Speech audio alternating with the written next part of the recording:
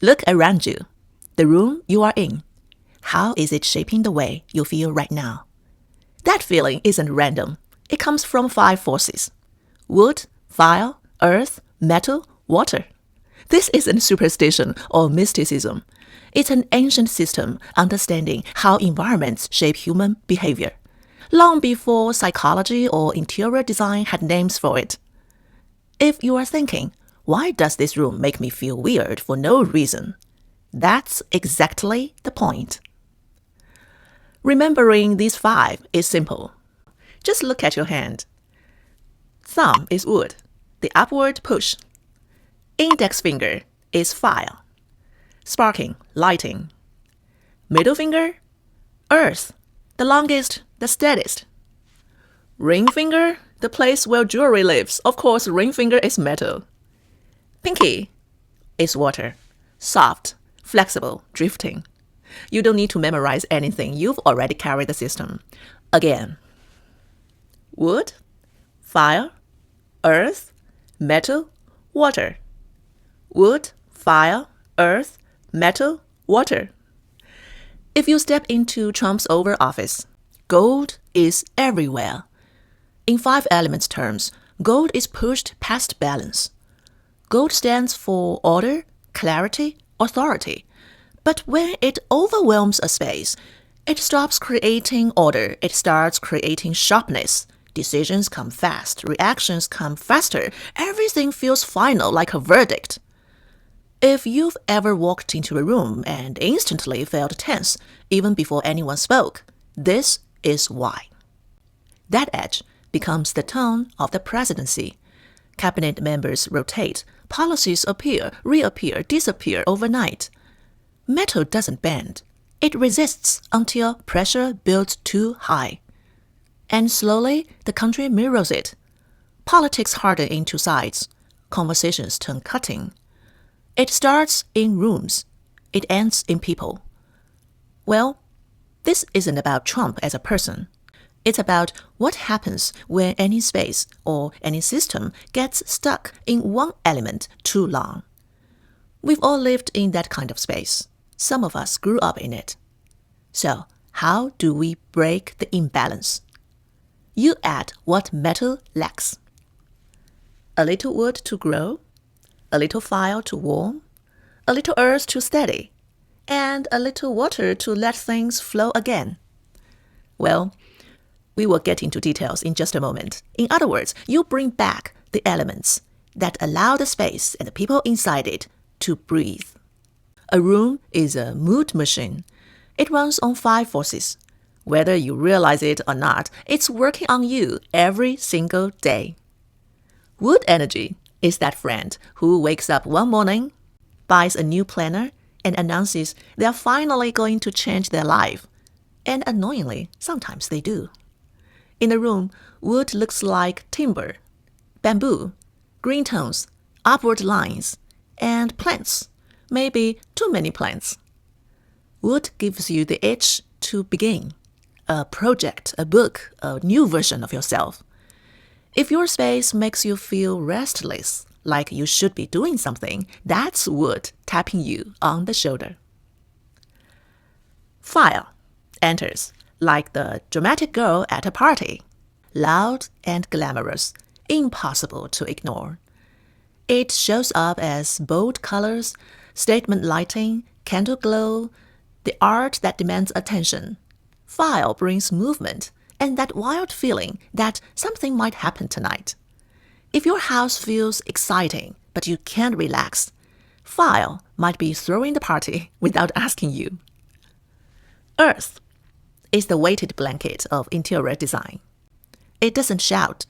It whispers, sit, stay, you are safe.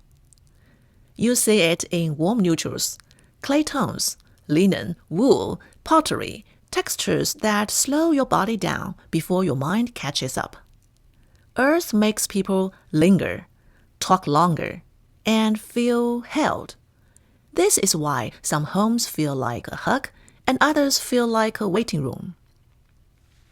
Metal walks in with a clipboard, sharp and efficient. maybe a little judgmental.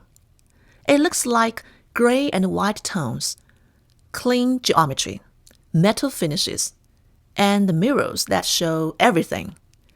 Metal brings clarity, order, and a sudden urge to decide what stays and what goes. It's the editor-in-chief of the space, cutting noise, cutting chaos, and sometimes cutting feelings. Then there's water, the midnight philosopher, quiet and deep, texting you at 2 a.m. with a late-night realization about life. Water appears as dark tones, glass, anything that flows. Spaces with water leave room for silence, real negative space. In Chinese, we call it 留白, the power of what's left unsaid. This is what Eastern wisdom treasures most. Put simply, wood pushes, fire flashes, earth anchors, metal cuts, water whispers. If one of those feels missing in your life, it's probably missing in your space too. If you are new to Feng Shui, here's the first trap everyone falls into. You ask, how can I cram all 5 elements into one room? But that's the wrong question. The better one is quieter, way more uncomfortable. What is this home missing emotionally? Well, this question hits a little too close to home. If life feels chaotic, add water and earth. If the house feels cold, add wood and warmer earth. If nobody wants to hang out, raise fire, just not enough to burn the place down. If productivity is dead, bring in metal and structured wood. Notice how this sounds less like decoration and more like emotional first aid. The second mistake you need to avoid is throwing all the lucky objects into one room and hoping the universe does the rest. The 5 elements aren't decorations. They are a system, a living one. Energy doesn't sit still. It moves. It feeds itself. Wood fuels fire. Fire turns into earth. Earth produces metal. Metal gives birth to water. Water grows wood. It's like an ecosystem. Each one nourishes the next. The ecosystem never stops cycling. Let's see. Wood turns into fire.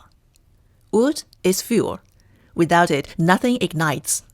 All that quiet growth eventually hits a spark. Ideas turn into passion.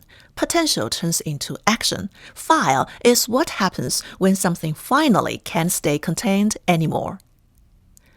Fire to earth is where it gets uncomfortable. Because after the burn, what's left isn't light, it's ash. Ash falls back into the ground. Fire doesn't disappear, it leaves consequences.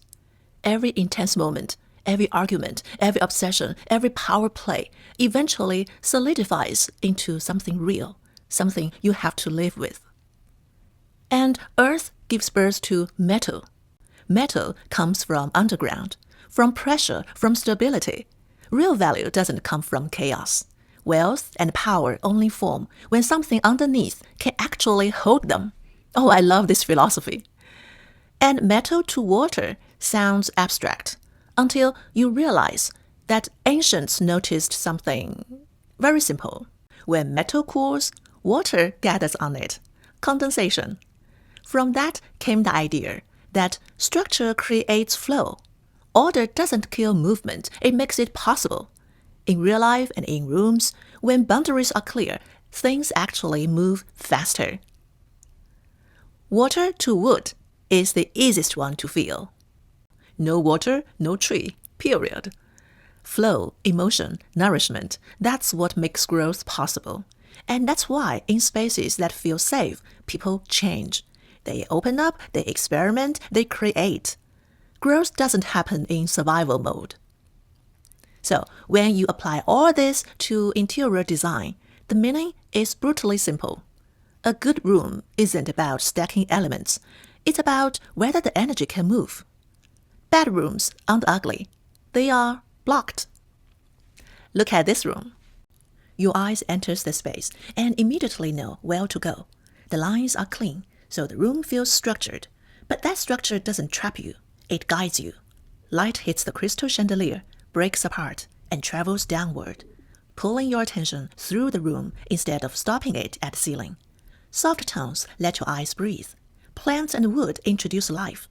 And grounding pieces, a heavy sofa, a thick rug, make you want to stay. That is flow.